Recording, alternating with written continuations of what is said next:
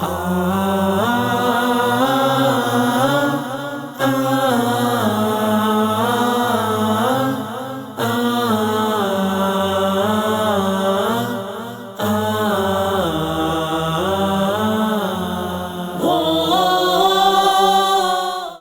علیکم ورحمۃ اللہ وبرکاتہ۔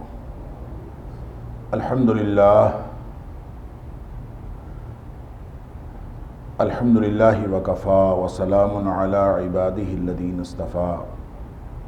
اشہد ان لا الہ الا اللہ وحدہ لا شریک لہ واشہد ان محمدا عبدہ ورسولہ صلی اللہ علیہ وآلہ وسلم۔ اللہم صلی علی محمد وعلی آل محمد کما صلیت علی ابراہیم وعلی آل ابراہیم انک حمید مجید۔ اللہم بارک علی محمد وعلی آل محمد کما بارکت علی ابراہیم وعلی آل ابراہیم انک حمید مجید۔ اما بعد فاعوذ باللہ السمیع العلیم من الشیطان الرجیم من ہمزہ ونفخہ ونفثہ۔ بسم اللہ الرحمن الرحیم۔ فَإِن رَجَعَكَ اللَّهُ إِلَىٰ طَائِفَةٍ مِّنْهُمْ فَاسْتَأْذَنُوكَ لِلْخُرُوجِ فَقُل لَّن تَخْرُجُوا مَعِيَ أَبَدًا وَلَن تُقَاتِلُوا مَعِيَ عَدُوًّا إِنَّكُمْ رَضِيتُم بِالْقُعُودِ أَوَّلَ مَرَّةٍ فَاقْعُدُوا مَعَ الْخَالِفِينَ۔ بس اے حبیب صلی اللہ علیہ وآلہ وسلم، جب آپ واپس آئیں، اللہ آپ کو لوٹائے، ان راجعک اللہ، اگر اللہ آپ کو واپس لے آئے، الی طائفۃ منہم، ان میں سے ایک گروہ کی طرف، فاستأذنوک للخروج، پھر وہ آپ سے خروج کی، باہر نکلنے کی اجازت مانگیں، فقل لن تخرجوا معی ابدا، آپ فرما دیجئے کہ میرے ساتھ اب ہمیشہ ہمیشہ کے لیے کبھی بھی میرے ساتھ نہ نکلو، وَلَن تُقَاتِلُوا مَعِيَ عَدُوًّا، اور نہ ہی میرے ساتھ تم کسی دشمن کے ساتھ جہاد یا قتال کرو، إِنَّكُمْ رَضِيتُم بِالْقُعُودِ، بے شک تم نے پسند کیا ہے بیٹھ رہنے کو، اول مرہ، پہلی دفعہ، فَاقْعُدُوا مَعَ الْخَالِفِينَ، پس تم بیٹھے رہو پیچھے رہنے والوں کے ساتھ۔ آیت نمبر 83 سورہ توبہ، اس میں یہ ذکر ہو رہا ہے ان منافقین کا کہ جن منافقین نے غزوہ تبوک پر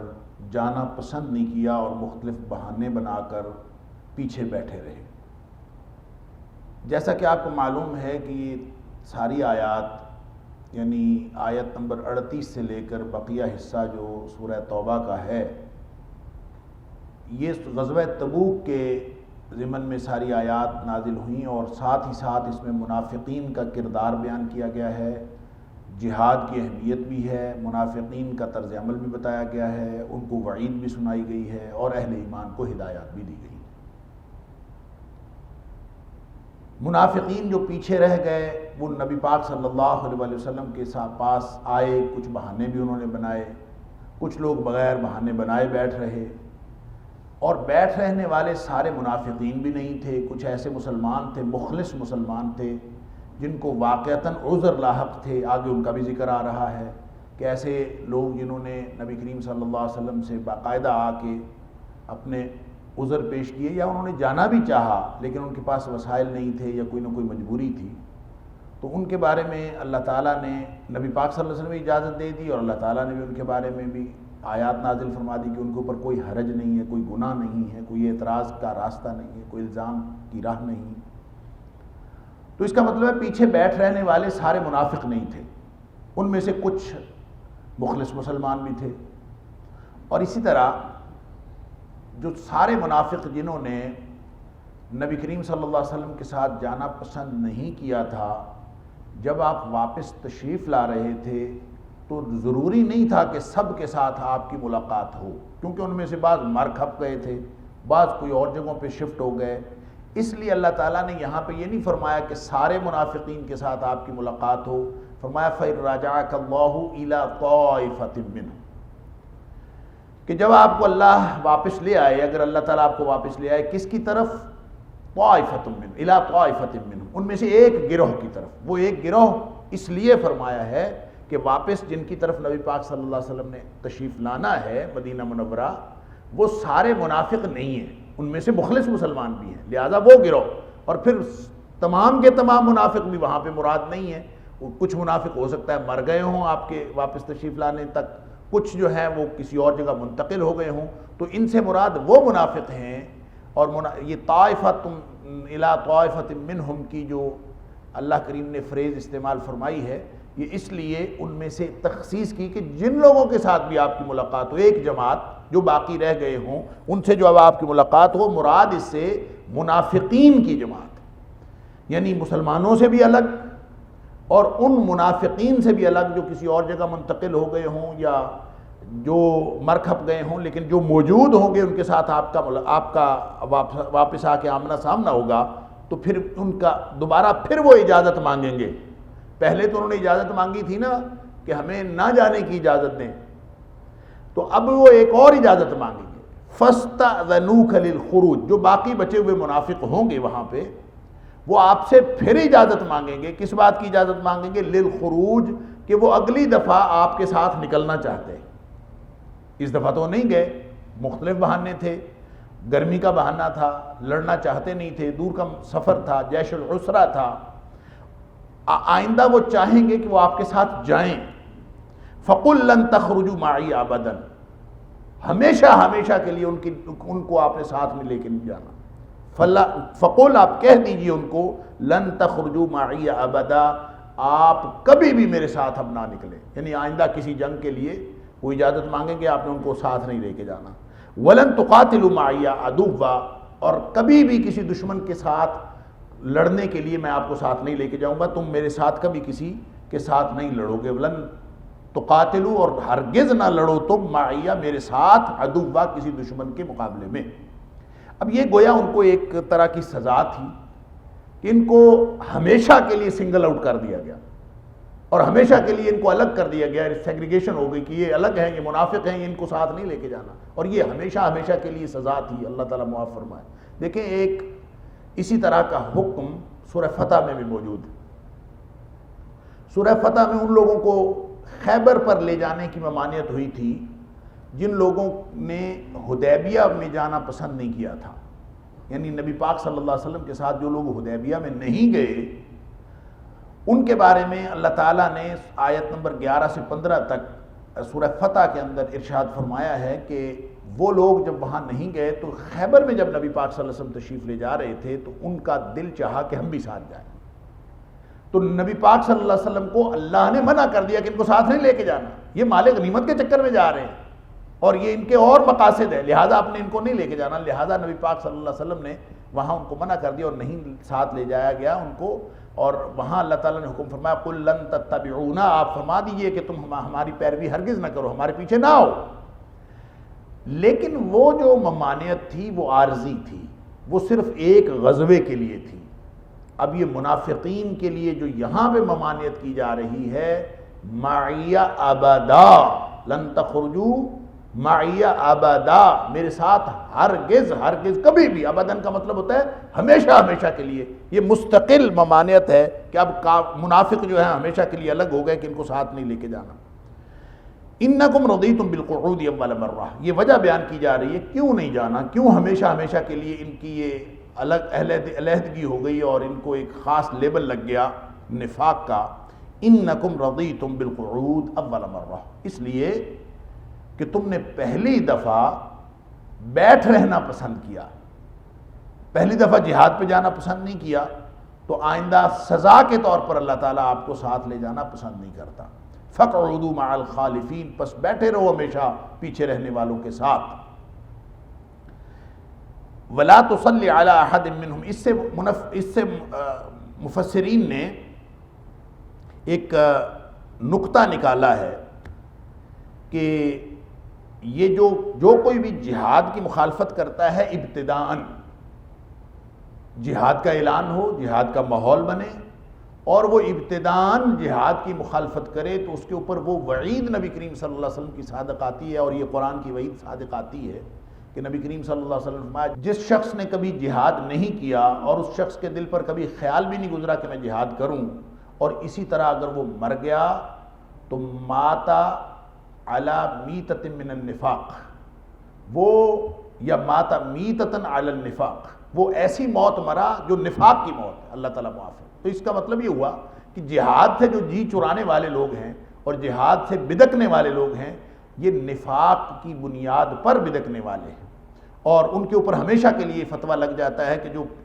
اول نہیں گئے، جنہوں نے جہاد کو پہلی دفعہ لبیک نہیں کہا، ان کے اوپر گویا یہ وعید لگ سکتی ہے، کیونکہ اب تو اللہ نے پردے رکھ لیے ہیں۔ نبی کریم صلی اللہ علیہ وسلم کے دور میں بتا دیا گیا کہ یہ منافق ہے اور یہ نہیں، وہاں منافقین کا پردہ چاک کر دیا گیا، ان کو ساری دنیا کے سامنے ایکسپوز کر دیا گیا۔ اب اللہ نے پردے رکھے ہیں قیامت تک، چونکہ وحی کا سلسلہ بند ہے، پتہ نہیں چلتا کون منافق ہے کون نہیں ہے، کسی کے دل میں جھانک کے دیکھا نہیں جا سکتا، لہٰذا اب پردے رکھے ہوئے اللہ نے، آپ ان کے کردار سے پہچان سکتے ہیں کہ جو اس طرح کا کردار جن لوگوں کا ہوگا، گویا یہ انہوں نے منافقین مدینہ کا کردار ادا کیا ہے، جنہوں نے نبی پاک صلی اللہ علیہ وسلم کے ساتھ اس طرح کا طرز عمل رکھا، اور دور حاضر میں اور دور مستقبل میں بھی ایسے لوگ جو جہاد کے ساتھ ایسا رویہ رکھیں گے، گویا وہ منافقین مدینہ کی سنت پر ہیں۔ وَلَا تُصَلِّ عَلَىٰ أَحَدٍ مِّنْهُمْ مَاتَ أَبَدًا وَلَا تَقُمْ عَلَىٰ قَبْرِهِ إِنَّهُمْ كَفَرُوا بِاللَّهِ وَرَسُولِهِ وَمَاتُوا وَهُمْ فَاسِقُونَ۔ اور آپ ہرگز نماز نہ پڑھیے، وَلَا تُصَلِّ، آپ ہرگز نماز نہ پڑھیے، یعنی نماز جنازہ نہ پڑھیے، عَلَىٰ أَحَدٍ مِّنْهُمْ، ان میں سے کسی کا بھی، ماتا جو مر گیا، ابداً کبھی بھی، اب جس طرح وہ ہمیشہ کے لیے ممانعت ہو گئی کہ آپ نے ان کو ساتھ نہیں لے کے جانا، اسی طرح یہ ممانعت بھی ہوگی کہ آپ نے ان کا جنازہ نہیں پڑھنا۔ اللہ اکبر۔ ولا تقم علی قبرہ، اور نہ ہی آپ نے ان کی قبر پر کھڑے ہونے ہیں، یعنی دعا وغیرہ کرنے کے لیے۔ انہم کفروا باللہ ورسولہ، بے شک یہ لوگ وہ ہیں جنہوں نے کفر کیا اللہ کے ساتھ اور اللہ کے رسول صلی اللہ علیہ وسلم کے ساتھ، وماتوا، اور اس حال میں مرے ہیں، وہم فاسقون، کی یہ اطاعت سے بالکل نکلے ہوئے لوگ۔ یہ آیت بنیادی طور پر عبداللہ بن ابی رئیس المنافقین کے حوالے سے نازل ہوئی، اور دیگر منافقین بھی، اور جیسا کہ ہم نے اس سے پیچھے آیت نمبر 79 کے اندر پڑھا، آیت نمبر 80 کے اندر، کہ اللہ کے رسول صلی اللہ علیہ وسلم کو اللہ تعالیٰ نے یہ ارشاد فرمایا تھا، استغفر لہم او لا تستغفر لہم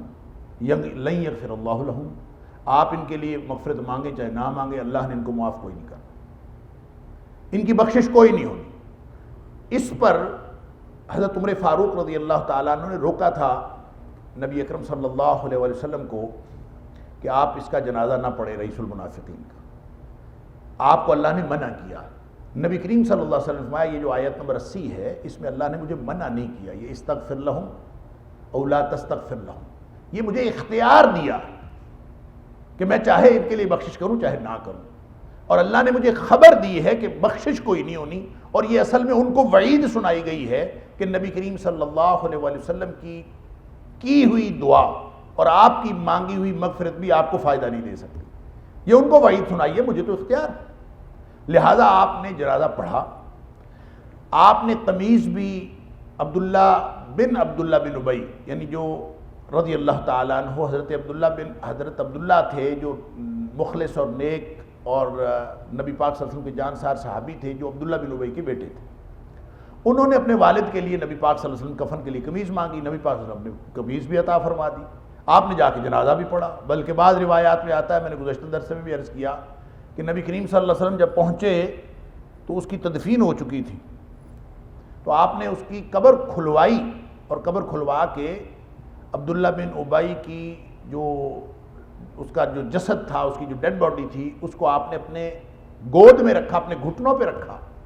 آپ نے اپنے لعاب دہن سے اس کو دم بھی کیا، اس کے اوپر لگایا، اور یہ نبی کریم صلی اللہ علیہ وسلم کس کے لیے کر رہے ہیں؟ جو بڑا دشمن تھا نبی کریم صلی اللہ علیہ وسلم، ساری زندگی نبی کریم صلی اللہ علیہ وسلم کی دشمنی کرتا رہا، اور اسلام کا لبادہ اڑے ہوئے تھا، لیکن نبی پاک صلی اللہ علیہ وسلم سے لیے مغفرت کر رہے ہیں۔ عمر فاروق رضی اللہ عنہ منع کر رہے ہیں، اللہ کے رسول صلی اللہ علیہ وسلم نہ کریں، آپ نے فرمایا نہیں، اللہ نے مجھے منع نہیں کیا، اللہ نے مجھے اختیار دیا ہے، اور اللہ تعالیٰ فرماتا ہے کہ 70 دفعہ بھی آپ اس کے لیے مغفرت مانگیں تو میں نے کوئی نہیں بخشنا، تو نبی کریم صلی اللہ علیہ وسلم فرمایا میں 70 سے زیادہ دفعہ کر لوں، اس میں کیا بات ہے؟ گویا نبی کریم صلی اللہ علیہ وسلم کو یہ امید ہے کہ میں اگر اس سے زیادہ کر لوں گا تو شاید اللہ تعالیٰ مغفرت فرما دے. یہ اسوہ ہے نبی پاک صلی اللہ علیہ وسلم، یہ وہ اسوہ حسنہ ہے جو ہمارے لیے قابل اطاعت ہے. اب یہاں مستقل ممانعت ہو رہی ہے. جنازہ نبی پاک صلی اللہ علیہ وسلم نے پڑھ لیا ہے، اب آپ فرما رہے ہیں، اب فرمایا جا رہا ہے کہ وَلَا تُصَلِّ عَلَىٰ أَحَدٍ مِّنْهُمْ مَاتَ أَبَدًا. اب آئندہ کوئی ان منافقین میں سے مر جائے تو آپ نے کبھی ان کا جنازہ نہیں پڑھا.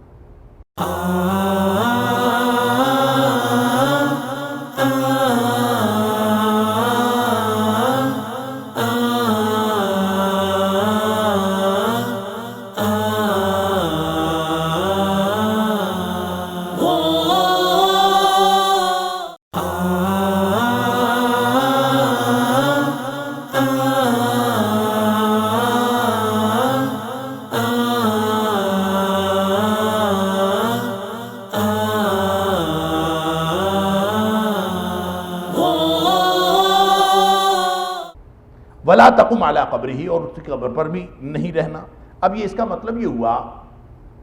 کہ یہ ابدی ممانعت ہو گئی کہ کسی ایسے شخص کا جنازہ نہیں پڑھنا جس کی موت کفر اور نفاق پر ہوئی ہو. ہم نے اس کا مطلب یہ سمجھا ہے،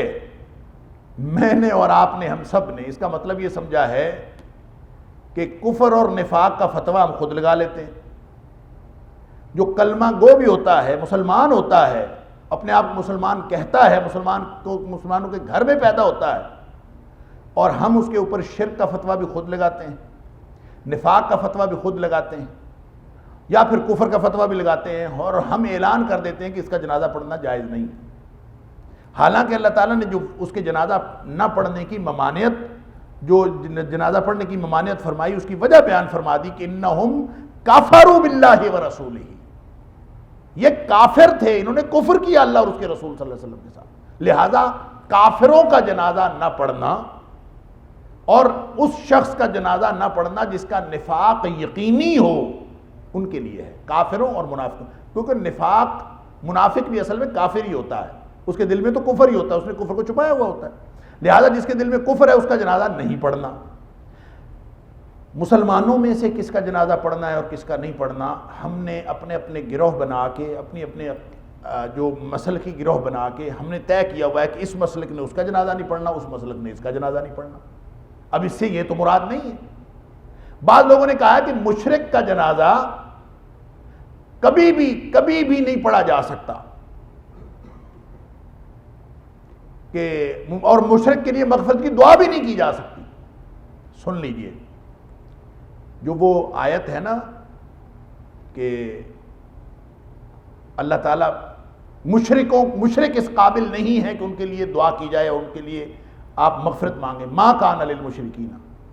وہ آیت مکی ہے، اور مکے میں اللہ نے منع کیا تھا کہ مشرکوں کے لیے آپ جو ہے وہ دعا نہ مانگیں، ان کے لیے مغفرت نہ مانگیں. آپ نے مکے میں منع کیا تھا، اللہ کے رسول صلی اللہ علیہ وسلم کو مکے میں منع کیا گیا تھا. اور اس کے بارے میں مفسرین کا خیال یہ ہے کہ یہ وہ موقع ہے جب نبی کریم صلی اللہ علیہ وسلم نے اپنے رشتہ داروں کے لیے جو پہلے فوت ہو چکے تھے، ان رشتہ داروں کے لیے مغفرت کی اجازت مانگی تھی، اللہ سے مغفرت مانگنے کی اجازت مانگی تھی. اللہ کی طرف سے منع کر دیا گیا تھا کہ آپ ان کے لیے مغفرت نہ مانگیں. وہ حکم مکے میں آ چکا تھا. یہ بات ہو رہی ہے مدینے میں، تو وہ مکے میں وہ حکم آ جانے کے باوجود کہ جس میں آپ کو کہا گیا کہ مشرکین کے لیے آپ نے جنازہ، آپ نے مغفرت نہیں مانگنی، ان کے لیے دعائے مغفرت نہیں کرنی، جب ان کو یہ کہا گیا، پھر نبی پاک صلی اللہ علیہ وسلم نے اپنے والدہ محترمہ کی قبر پر جانے کی اجازت مانگی، اللہ تعالیٰ نے اجازت دے دی. نبی کریم صلی اللہ علیہ وسلم اپنی والدہ کی قبر پر گئے، بیٹھے رہے، روتے رہے، بہت روئے نبی پاک صلی اللہ علیہ وسلم. 7 صحابہ کرام تھے، وہ بھی گئے اور وہ بھی روتے رہے. اس موقع پر نبی کریم صلی اللہ علیہ وسلم نے فرمایا تھا کہ کنتم نہیتکم عن زیارت القبور، میں نے تو تمہیں قبروں کی زیارت سے منع کر دیا تھا، لیکن تم جایا کرو. اس لیے جایا کرو کہ فَإِنَّهَا تُذَكِّرُ الْآخِرَةَ، یہ آخرت یاد دلاتی ہیں. فَزُورُوهَا، یہ وہ موقع ہے کہ قبروں کی زیارت کی اجازت ہو گئی کہ قبروں پہ جایا کرو، کیونکہ نبی پاک صلی اللہ علیہ وسلم نے اس میں جو محسوس کیا آپ نے امت کی طرف کمیونیکیٹ کر دیا کہ فَإِنَّهَا تُذَكِّرُ الْآخِرَةَ، اس سے آخرت یاد آتی ہے، لہذا جایا کرو۔ تو ممانعت پہلے ہو گئی تھی مکی دور میں، اور مدنی دور میں یہ عبداللہ بن ابی تو فوت ہوا ہے، یہ تو مرا ہے مدینے میں، اور جب نبی پاک صلی اللہ علیہ وسلم فرما رہے ہیں، عمر فاروق رضی اللہ تعالیٰ عنہ کو بخاری شریف کی حدیث ہے کہ وہ فرما رہے ہیں کہ مجھے اللہ نے منع نہیں کیا، اختیار دیا ہے۔ تو اس کا مطلب یہ ہے کہ جو ممانعت ہے وہ نبی کریم صلی اللہ علیہ وسلم کے لیے ذاتی ہے یا وقتی ہے، وہ ابدی نہیں ہے۔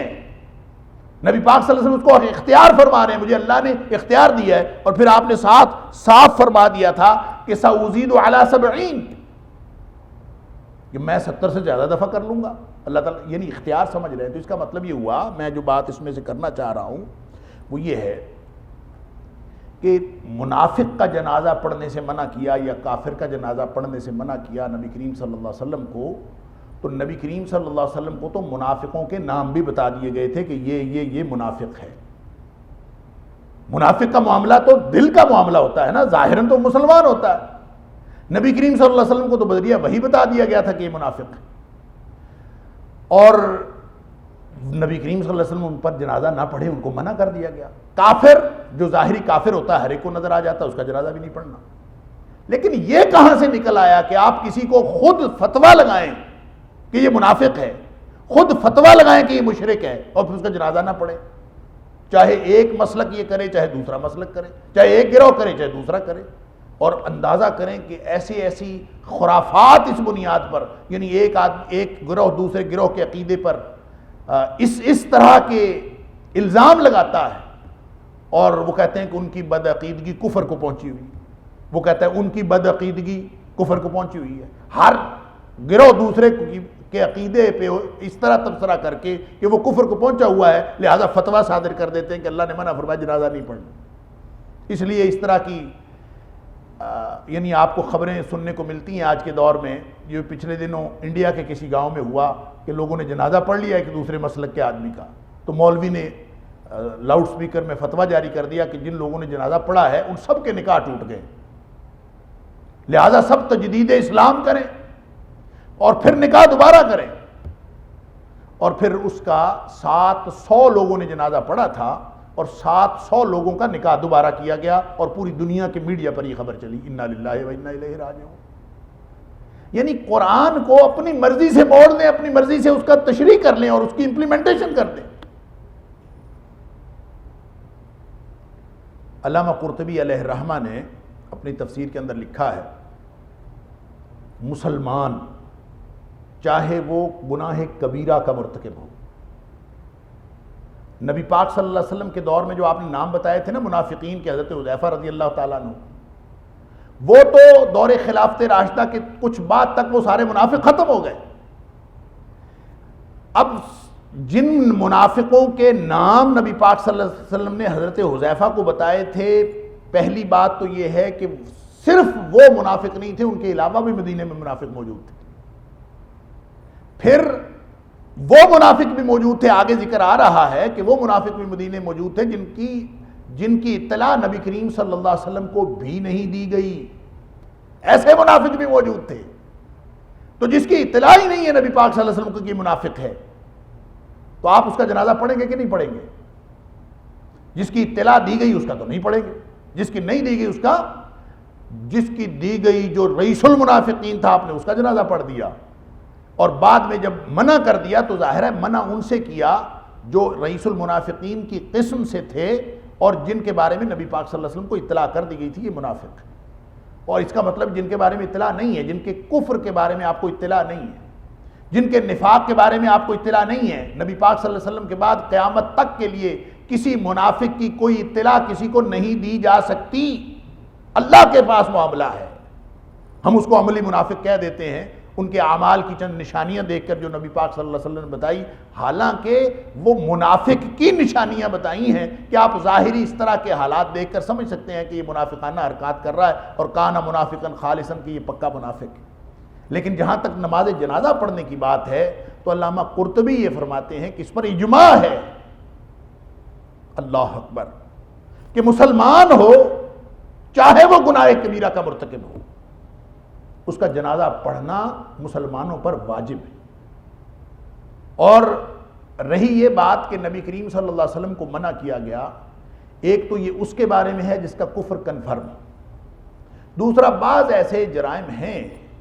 کہ جن کے بارے میں اگر کوئی ایسا بڑا مجرم فوت ہو، یعنی وہ شاعر اسلامی کا مذاق اڑاتا ہو اور اس کا کردار ایسا ہو جو لوگوں کے لیے اسلام سے برگشتگی کا باعث بن رہا ہو، تو اس کا جنازہ ان لوگوں کو نہیں پڑھنا چاہیے جو لوگ معاشرے میں دین کو لیڈ کر رہے ہیں، دین کے لیے جو لوگوں کے لیے رہنمائی کا باعث ہے، ان کو جنازہ نہیں پڑھنا چاہیے۔ نبی پاک صلی اللہ علیہ وسلم کو منع کرنے کا یہ مطلب ہے۔ جیسے خودکشی کرنے والے کا جنازہ،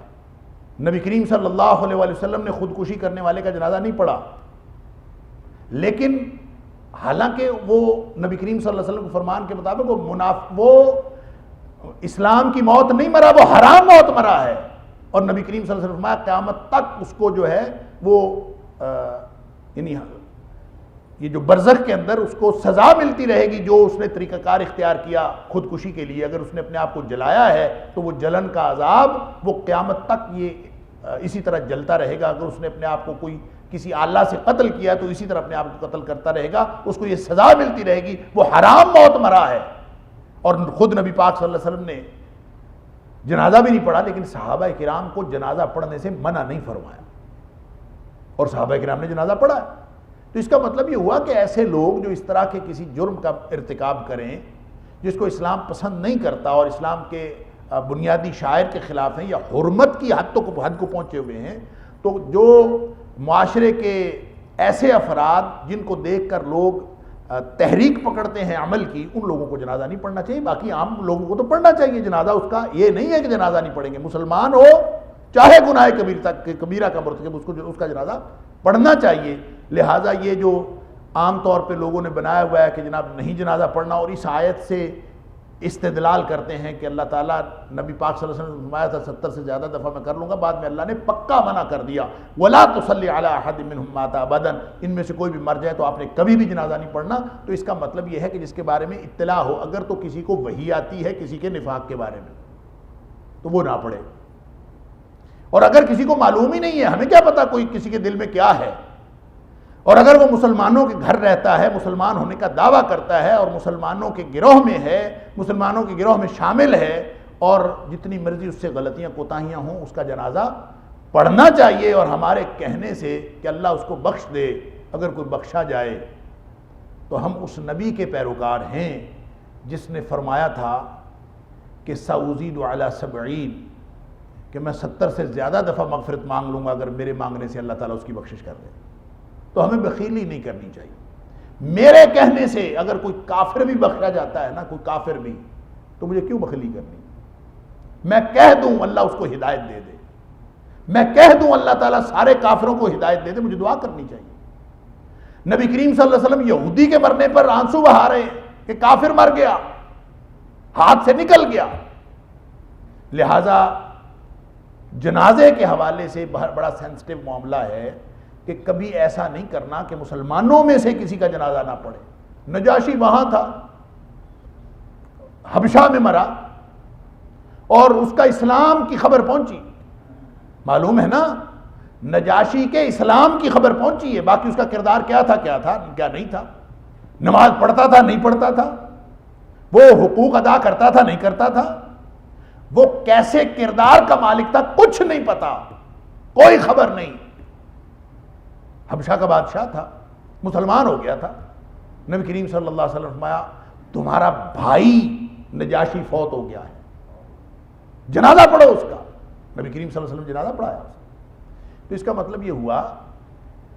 کہ جنازہ پڑھنے میں، اور یہاں ایک اور نقطہ بھی علامہ قرطبی نے لکھا ہے کہ یہ جو منع کر دیا گیا ہے کہ ہرگز جنازہ نہیں پڑھنا، اس کی وجہ بتائی کہ انہم کفروا باللہ ورسولہ، کہ وہ اللہ اور اس کے رسول کے ساتھ کفر کرنے والے ہیں۔ تو قیامت تک کے لیے یہ حکم آ گیا کہ کافر کا جنازہ نہیں پڑھنا۔ تو اس سے مفہوم مخالف کے طور پر یہ بات ثابت ہوئی کہ جو کافر نہ ہوگا اس کا لازماً پڑھنا ہے، جو کافر نہیں ہے، کافر ہے تو ہرگز نہیں پڑھنا. تو مفہوم مخالف سے یہ بات ثابت ہوتی ہے کہ جو کافر نہیں ہے اس کا جنازہ لازمی پڑھنا ہے، اور جو مسلمان ہیں ہم اس کے اوپر کس طرح سے کفر کا فتویٰ لگا دیتے ہیں. جو لا الہ الا اللہ محمد الرسول اللہ کو ماننے والا ہے، نبی اکرم صلی اللہ علیہ وسلم کی خاتم النبیین ہونے پہ یقین رکھتا ہے اور وہ سارے عقائد اسلامیہ کو مانتا ہے، اس میں کوئی نقص نہیں ڈالتا، اعمال کے اعتبار سے غلطیاں کوتاہیاں ہر ایک سے ہو جاتی ہیں. لہذا اس بنیاد پر یہ خامخواہ استدلال اس سے نہیں کرنا چاہیے کہ ہم فتویٰ بھی خود لگاتے ہیں کہ وہ اس وجہ سے منافق ہو گیا. ایک میں سوشل میڈیا پہ سن رہا تھا، سبحان اللہ، بڑے مضحکہ خیز فتوے آتے ہیں. وہ اس نے فتویٰ پوچھا کسی مفتی سے، یہ جو عید قربان گزری ہے نا، عید الاضحیٰ، اس نے فتویٰ پوچھا کہ جناب ہم جس دکان سے، کسائی کی دکان سے قیمہ بنوانے جاتے ہیں، وہاں پہ دوسرے مسلک کے لوگ بھی آ کے قیمہ بنواتے ہیں، تو کیا ہمارا قیمہ بنوانا اس مسلک، جس دکان سے اس مسلک کے لوگ بھی بنواتے ہیں، کیا یہ جائز ہے؟ اب وہ مفتی صاحب ارشاد فرما رہے ہیں کہ چونکہ اس مسلک کے لوگوں کی بدعقیدگی کفر کو پہنچی ہوئی ہے، لہذا ان کا ذبیحہ حرام ہے، اور وہ اپنا حرام ذبیحہ لا کے قیمہ بنواتے ہیں. قیمے کے کچھ نہ کچھ ذرات مشین میں رہ جاتے ہیں، اسی مشین میں جا کے آپ قیمہ بنواتے ہیں، تو آپ کے قیمے میں اس قیمے کے ذرات شامل ہو جاتے ہیں، لہذا آپ کا قیمہ حرام ہو جاتا ہے. لہذا ایسی دکان سے قطعاً آپ نہ بنوائیں قیمہ جس سے دوسرے مسلک کے لوگ آ کے قیمہ بنوائیں. انا للہ و انا الیہ راجعون. اللہ تعالی ہم سب کو معاف فرمائے. اللہ کا دین کس قدر بدل دیا جائے گا یہ تو نبی کریم صلی اللہ علیہ وسلم کو بھی معلوم نہیں تھا، اور وہ قیامت کے دن جو نبی پاک صلی اللہ علیہ وسلم کو اطلاع دی جائے گی نا کہ یہ نمازی حاجی یا آثار وضو جن کے نمایاں ہوں گے، جس نشانی سے نبی پاک صلی اللہ علیہ وسلم نے قیامت والے دن پہچاننا ہے کہ یہ میری امت ہے، غرم محجلین من آثار الوضو، کہ ان کے 5 اعضائے وضو جو ہیں وہ قیامت کے دن روشن ہوں گے، اس سے نبی پاک صلی اللہ علیہ وسلم پہچانیں گے کہ میری امت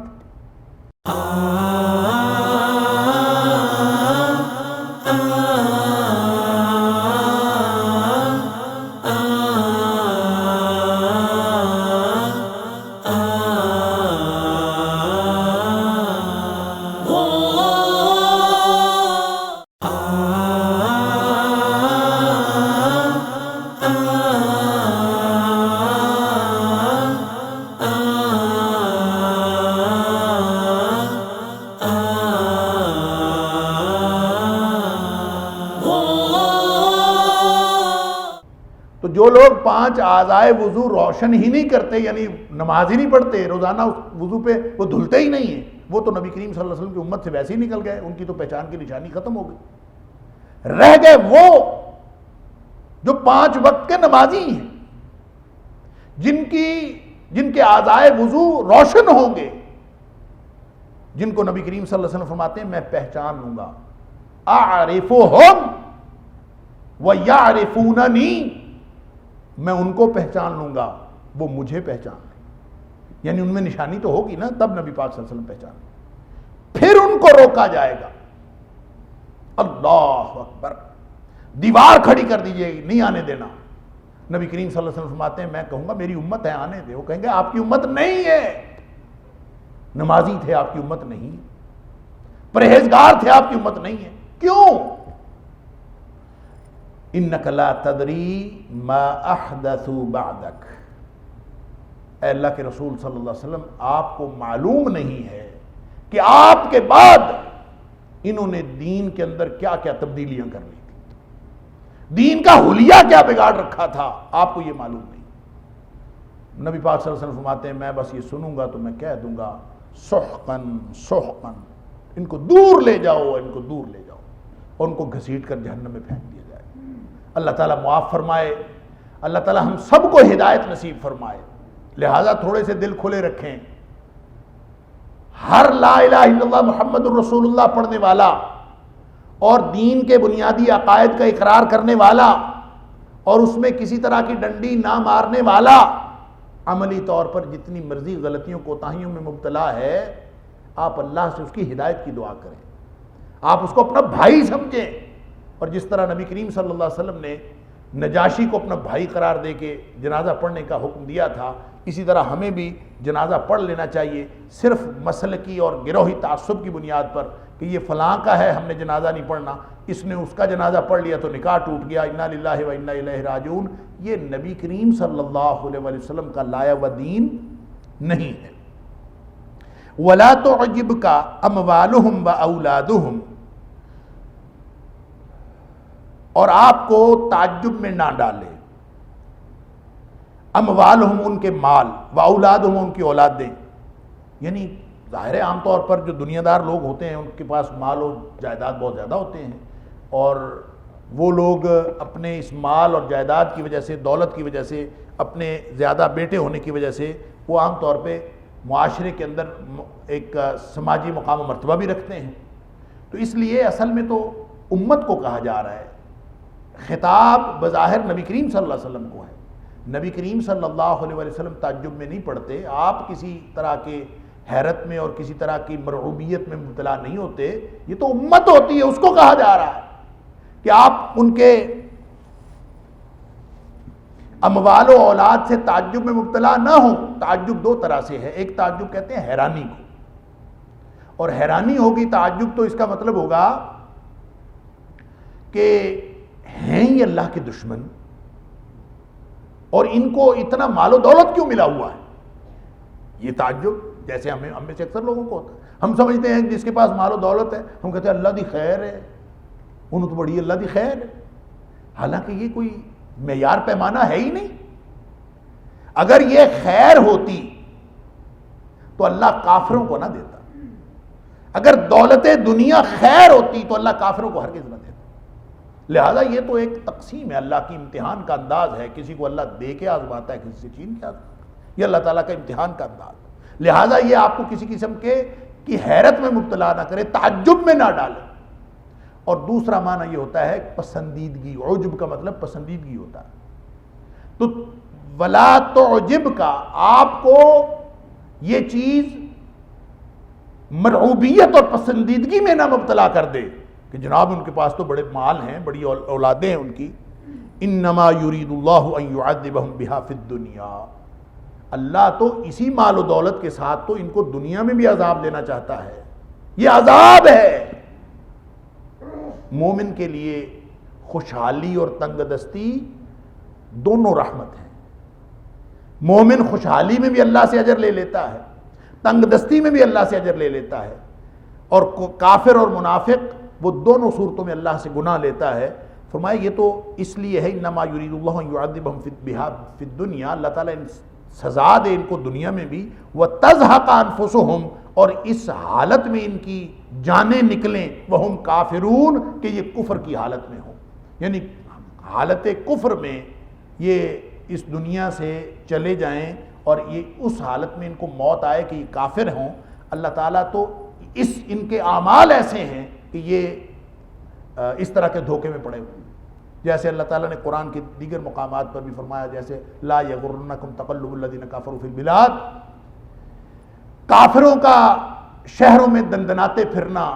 تمہیں کسی دھوکے میں مبتلا نہ کرے، متاع قلیل ثم مأواہم جہنم، یہ تھوڑے دنوں کی بات ہے پھر انہوں نے جہنم میں جانا ہے، اللہ تعالیٰ معاف فرمائے۔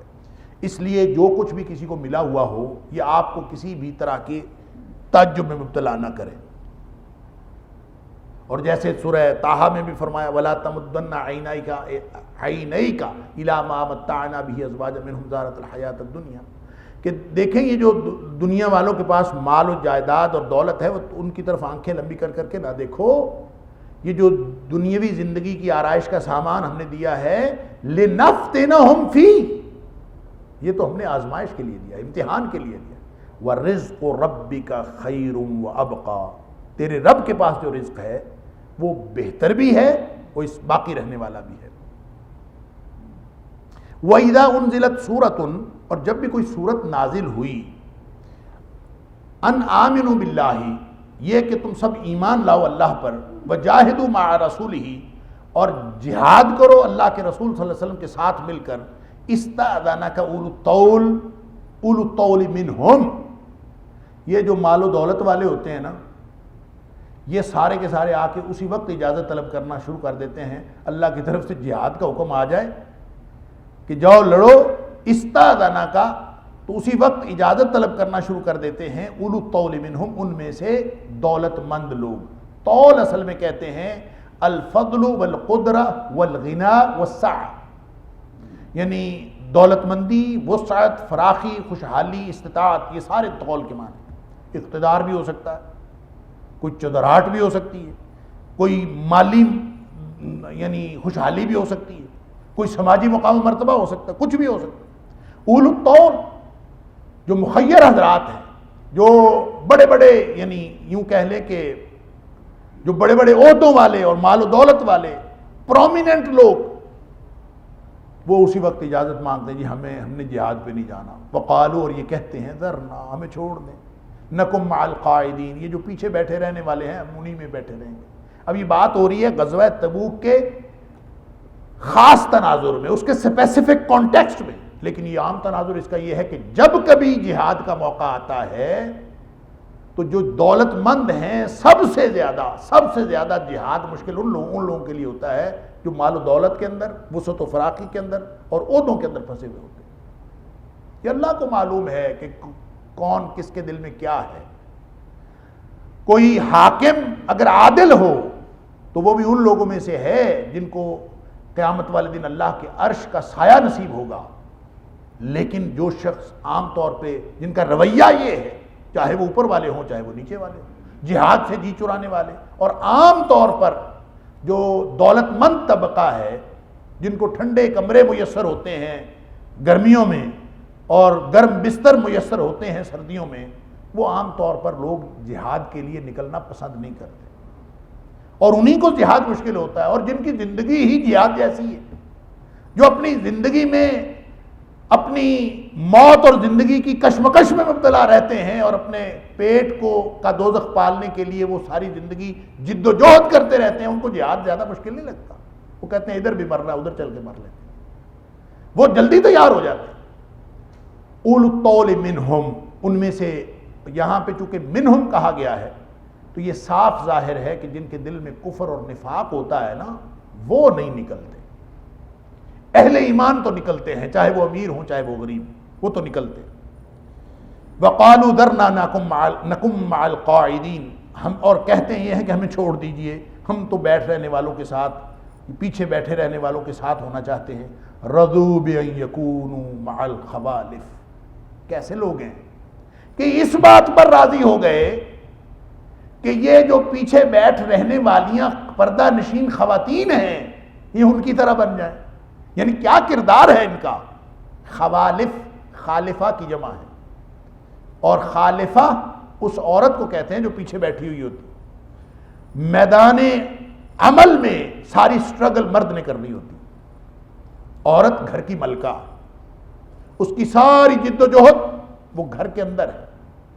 گھر کے اندر کے داخلی سارے معاملات اس کے ذمے ہیں، باہر کے سارے معاملات مرد کے ذمے ہیں۔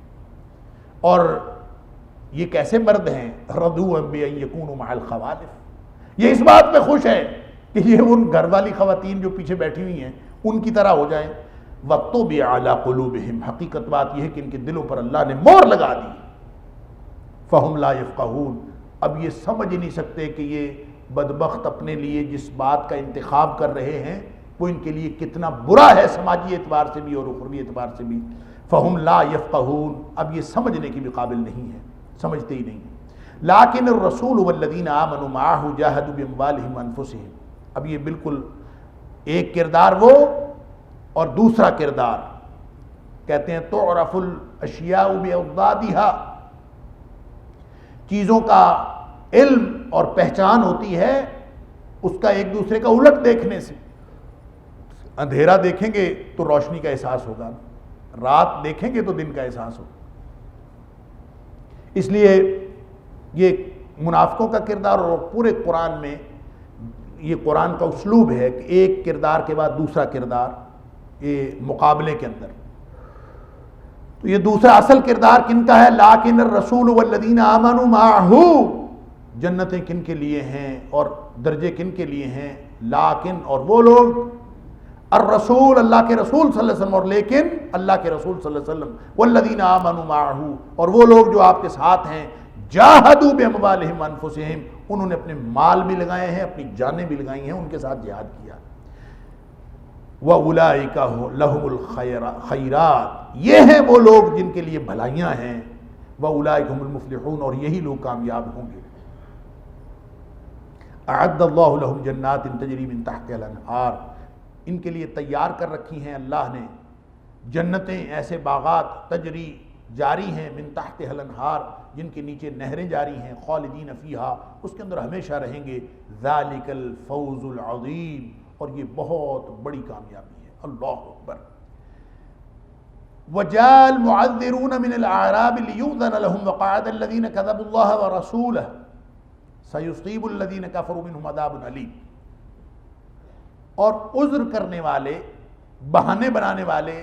دیہاتیوں میں سے آپ کے پاس آئے یا آتے ہیں، لیؤذن لهم، تاکہ آپ ان کو اجازت دیں، وقعد الذين كذبوا الله ورسوله، اور وہ لوگ جو اللہ اور اس کے رسول صلی اللہ علیہ وسلم کی تکذیب کرتے ہیں وہ بیٹھ رہے ہیں۔ سیصیب الذین کفروا منہم، ان میں سے جو بھی کافر ہیں ان کو عنقریب پہنچے گا عذاب علیم، دردناک عذاب۔ اب جو پہلے منافقین کی بات ہو رہی تھی، وہ منافقین ہیں جو مدینہ منورہ کے اندر تھے۔ اب یہ کچھ ان لوگوں کی بات ہو رہی ہے جو اعراب ہیں۔ اعراب اصل میں ان دیہاتیوں کو کہا جاتا ہے جس کو ہم عرف عام میں بدو کہتے ہیں، جو ارد گرد اپنے چھوٹی چھوٹی بستیوں، ڈیروں پر رہنے والے، جنگلوں میں رہنے والے۔ تو وہ لوگ چونکہ مدینے کی بستی سے دور رہتے تھے،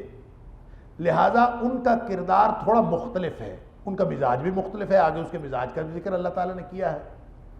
اور ان کا مزاج بھی مختلف ہے، ان کا کردار بھی مختلف ہے، اور ان کا نبی کریم صلی اللہ علیہ وسلم کے ساتھ جو انٹریکشن ہے وہ بھی مختلف ہے۔ یعنی کبھی کبھار جب وہ نبی پاک صلی اللہ علیہ وسلم سے ملتے تھے تو ان کی ملاقاتیں بہت کم ہوتی تھیں، اور جب کبھی ملاقاتیں ہوتی تھیں نبی کریم صلی اللہ علیہ وسلم کے ساتھ تو وہ بھی انہوں نے اپنی سمجھ اور اپنے بیہیویئر کے مطابق وہ کرتے تھے، اور نبی کریم صلی اللہ علیہ وسلم کے ساتھ بعض اوقات ایسی ایسی گفتگو کرتے کہ نبی کریم صلی اللہ علیہ وسلم خود حیران ہو جاتے کہ یہ کیسی بات کر رہا ہے۔ مثلا بعض روایات میں آتا ہے کہ ایک بدو آیا، اس نے آ کے نبی کریم صلی اللہ علیہ وسلم کے ساتھ کوئی بات کی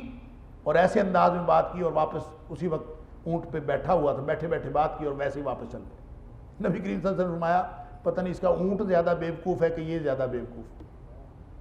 مطلب ان کا ایک مزاج ہوتا، وہ اپنے مزاج کے مطابق آتے، لہذا ان کے لیے قرآن نے ان کے مزاج کا بھی لحاظ رکھا ہے، اور ان کے لیے جو گنجائش بنتی ہے وہ گنجائش بھی دی۔ تو یہاں ان لوگوں کی بات ہو رہی ہے جو اعراب میں سے تھے، معذرون، بہانہ بنانے والے۔ اب یہ عذر پیش کرنے والے سچے بھی ہو سکتے ہیں، جھوٹے بھی ہو سکتے ہیں۔ عذر سچا بھی ہوتا ہے، جھوٹا بھی ہوتا ہے۔ کسی نے اگر عذر پیش کیا تو عذر معقول ہوگا تو وہ سچا ہوگا، اور عذر نامعقول ہوگا تو وہ جھوٹا ہوگا۔ لہذا فرمایا وَجَاءَ الْمُعَذِّرُونَ مِنَ الْأَعْرَابِ، اسی لیے چونکہ سچا بھی ہو سکتا ہے، جھوٹا بھی ہو سکتا ہے، اس لیے اس کی تفسیر میں اختلاف ہے۔ مفسرین کے ہاں دو طرح کی تفسیریں کی گئی ہیں۔ ایک تو معذرون سے مراد وہ ہے لیؤذن لہم، تاکہ وہ آپ سے اجازت طلب کریں۔ یہ تو ایک گروہ ہو گیا کہ اجازت لینے والے کچھ آئے۔ یہ اجازت لینے والے جھوٹے بھی ہو سکتے ہیں، یہ سچے بھی ہو سکتے ہیں۔ دوسری وہ وقعد الذین کذبوا اللہ ورسولہ، کچھ لوگ وہ ہیں جو اللہ اور اس کے رسول صلی اللہ علیہ وسلم کی تکذیب کرتے ہیں، وہ چپ کر کے ویسے ہی بیٹھ رہے ہیں۔ تو اس کا مطلب ہے دیہاتیوں کی، یعنی ایک تفسیر یہ ہے کہ دیہاتیوں کی دو قسمیں تھیں۔ یہ بات اصل میں دیہات کے منافقین کی ہو رہی ہے، یہ ایک تفسیر ہے کہ دیہات کے منافقین کی بات ہو رہی ہے، کہ جو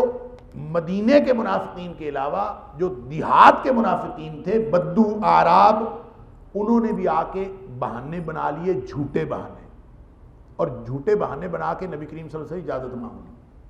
اور دوسری قسم انہی منافقین کی تھی کہ انہوں نے آ کے اجازت لینے بھی مناسب نہیں سمجھی، وقعد الذین کذبوا اللہ ورسولہ، اور جو اللہ اور اس کے رسول صلی اللہ علیہ وسلم کی واضح تکذیب کرنے والے تھے وہ ویسے ہی بیٹھ رہے چپ کر کے، انہوں نے آ کے اجازت بھی نہیں مانگی۔ گویا یہ منافقین کی بات ہو رہی ہے، پہلے گروہ مفسرین کے پہلے گروہ کے بقول یہ بات منافقین ہی کے بارے میں ہے، لیکن وہ منافقین جو دیہات کے ہیں، اور ان کی دو قسمیں ہیں، ایک وہ جنہوں نے آ کے بہانہ بنا کے اجازت مانگ لی، اور ایک وہ جنہوں نے آ کے اجازت مانگنے کی بھی ضرورت محسوس نہیں کی، ان کی بات ہو رہی ہے۔